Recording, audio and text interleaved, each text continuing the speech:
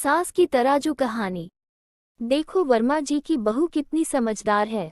इसे कहते हैं एक आदर्श बहू। इसे कहते हैं माता पिता के संस्कार। अपनी सास नंद की कितनी सेवा करती है, सारे घर का काम कितनी तेजी से करती है। और एक मेरी बहू है जिससे कोई काम ठीक से नहीं होता। हाँ, जॉब वाली बहू है देखो।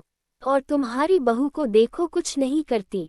अम्मा जी और नंद रानी सुबह से ही ताने मारने में लगी हुई थी और आशा ये सोच रही थी कि आखिरकार मेरी सेवा में कहाँ कमी रह गई।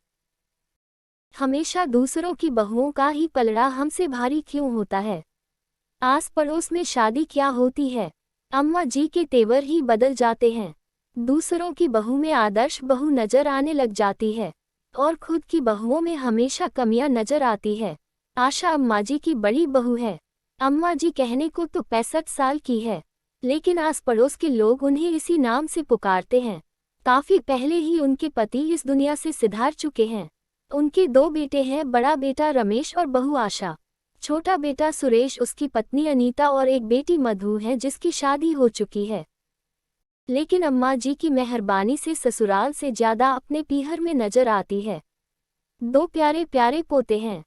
अम्मा जी को अपने बच्चे सर्वगुण संपन्न और बहुएं कामचोर नजर आती हैं। उनकी इसी आदत के चलते अनीता तो अपने पति के साथ दूसरे शहर में रहती है। कभी कभी किसी तीज त्योहार पर आना होता है तो इस कान से सुनकर उस कान से निकाल कर चली जाती है। लेकिन सास नंद की बातों को भुगतना तो आशा को पड़ता है। आशा की शादी को 7 साल हो चुके हैं, लेकिन उसके बावजूद भी आदर्श बहू बनते बनते वह अपनी पहचान कहाँ खो गई, उसे खुद ही नहीं पता। शादी से पहले जॉब करती थी, लेकिन शादी के बाद अम्मा जी ने 10 बहाने करके जॉब छुड़वा दी कि बाद में ज्वाइन कर लेना। जो जॉब छोड़ी, आज तक दोबारा ज्वाइन नहीं कर पाई। घर के कामों से ही फुर्सत नहीं मिलती। अम्मा जी के भाई के घर में शादी थी, तो वापस आने के बाद उनकी नई बहू के भी अम्मा जी ने खूब तारीफ के पुल बांधे। देखो, जॉब करने वाली बहू है, घर और जॉब दोनों संभालती है, और एक हमारी को देखो कुछ नहीं कर पाती। मेरे ही पल्ले ऐसी बहुएं क्यों पड़ी। नंद भी क्या कम थी, उसने भी आग में घी डालने का काम किया। अरे माँ, तू तो रहने दे। जब बैठे बैठे सब कुछ खाने को मिल रहा है तो कोई क्यों काम करे। एक बार तो मन में आया कि जवाब दे दो कि आप भी पीहर में क्यों पड़े हो, अपने ससुराल में जाकर काम क्यों नहीं करते, तो पता चले कि कौन कामचोर है।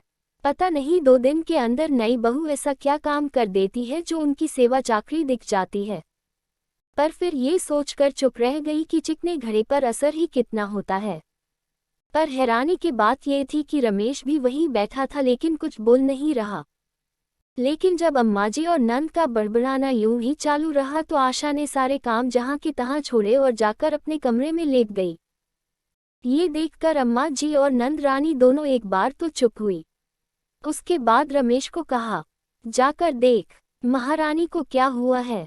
आशा को अंदर सब कुछ सुनाई दे रहा था। उसने वहीं से आवाज लगाकर कहा, अम्मा, कामचोर बहू काम नहीं करती। आप कर लो अपने घर का काम। शर्म नहीं आती जो बात का बतंगड़ बना रही है। मैं तो इसलिए कहती हूँ कि कम से कम 2 बातें ढंग की सुनेगी तो तेरी ही जिंदगी सुधरेगी।